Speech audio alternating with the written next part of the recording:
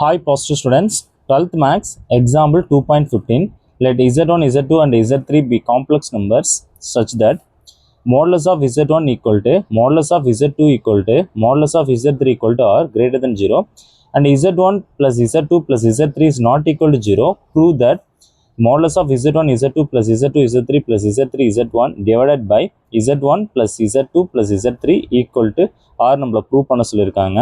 First இங்கே கொடுத்துருக்க ஹிண்ட்டை நம்ம எடுத்துக்க போகிறோம்.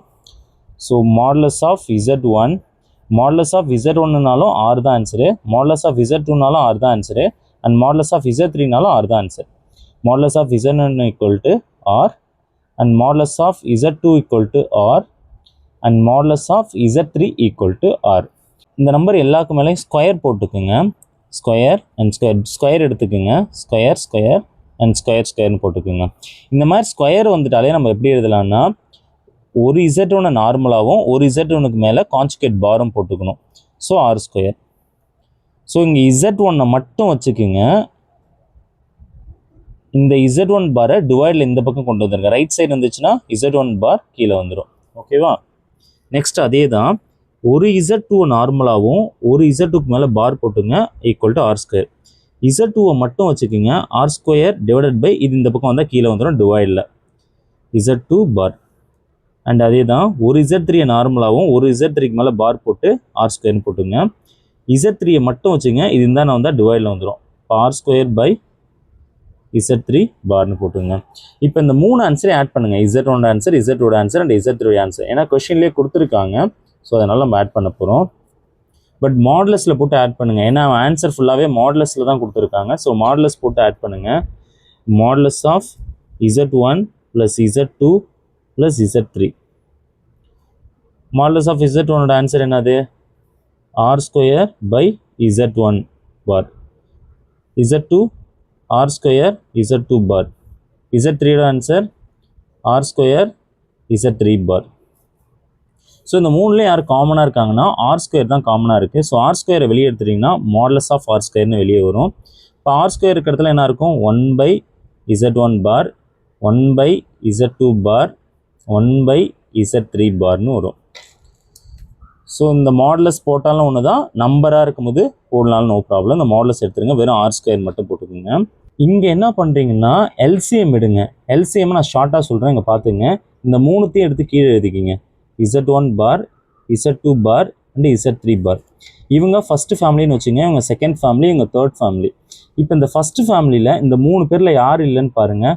இங்கே z1 பார் இருக்குது. யார் ரெண்டு பேர் இல்லை? z2 அண்ட் z3 பாரும் இல்லை.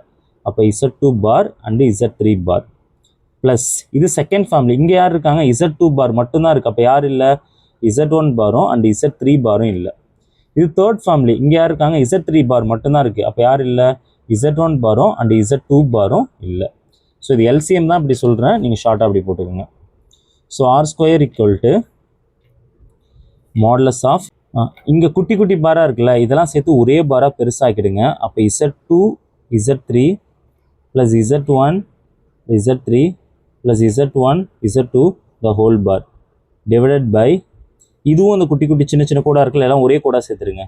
z1 z2 z3 the whole பார். இப்போ இந்த மாடுலஸை ரெண்டாக செப்பரேட் பண்ணுங்கள். ஸோ மாடுலஸ் நியூமரேட்டருக்கு தனியாகவும் டினாமினேட்டருக்கு தனியாக செப்பரேட் பண்ணுங்கள். z2 z3 plus z1 z3 plus z1 z2 the whole bar modulus. கீழே தனியாக மாடுலஸ் போடுங்க. Modulus of z1 z2 z3 the whole bar. So ரெண்டாக இந்த மாடுலஸை இந்த பெரிய கூட மேலேயும் கீழேயும் தனித்தனியாக போட்டிருக்கேன். மேலே தனியாக அந்த கீழே தனியாக பிரிச்சுருக்கேன். ஸோ இதுக்கு ஜென்ரல் ஃபார்முலாவே இருக்குது. Modulus of Z bar equal to modulus of இசட்னு சொல்லுவாங்க. கோடு இருந்தாலும் கோடு இல்லாமல் எழுதினாலும் ஒன்றுன்னு சொல்லுவாங்க. இங்கே பாருங்க, கோடு இருந்தாலும் ஒன்று தான், கோடு இல்லாமல் எழுதினாலும் ஒன்று தான். இப்போ இந்த கோடை எடுத்துகிட்டு எழுதுகிறேன். அப்போ z2 z3 plus z1 z3 plus z1 z2 divided by z1 z2 z3. இந்த மாடுலஸை பிரித்து எழுதுங்க. ஆர் ஸ்கொயர் ஈக்குவல் டு மேலெல்லாம் எந்த சேஞ்சும் பண்ணாதீங்க. z2 z3 plus z1 z3 plus z1 z2 கீழே மட்டும் பிரித்து எழுதுங்க. Modulus of Z1 modulus of Z2 modulus of Z3. நம்ம கொஷின்லேயே பார்த்துருக்கோம். ஸ்டார்டிங்லேயே பாருங்கள், கொஷின்லேயே என்ன எடுத்திருப்பாங்க பாருங்கள். மாடுலஸ் ஆஃப் Z1னாலும் மாடுலஸ் ஆஃப் Z2னாலும் மாடுலஸ் ஆஃப் Z3னாலும் மூணுத்துக்கும் R தான் ஆன்சர் சொல்லியிருப்பாங்க. ஸோ ஆர்னு டேரெக்டாக எடுத்து போட்டுக்கோங்க. ஸோ இதோட ஆன்சரும் R தான், இதோட ஆன்சரும் R தான், R தான். அப்போ R into R into R கியூப்னு வந்துடும். R ஸ்கொயர் ஈக்குவல் டு இந்த மேலே இருக்கிறதெல்லாம் அப்படியே எழுதிங்க. Z2 Z3 plus Z1 Z3 plus Z1 Z2 divided by இதோட ஆன்சர் R தான், இதோட ஆன்சர் R தான், இதோட ஆன்சர் R தான். அப்போ R கியூப்னு எழுதிங்க. இங்கே 2 R இருக்குது, இங்கே 3 R இருக்குது. R ஸ்கொயருக்கும் இதுக்கும் கேன்சல் பண்ணிட்டா இங்கே மிச்சம் எத்தனை R இருக்கும்? ஒரு R இருக்கும். ரைட் சைடு நம்ம ஸ்டார்டிங்லேயே நம்ம என்ன எடுத்துருக்கோன்னு பாருங்கள்.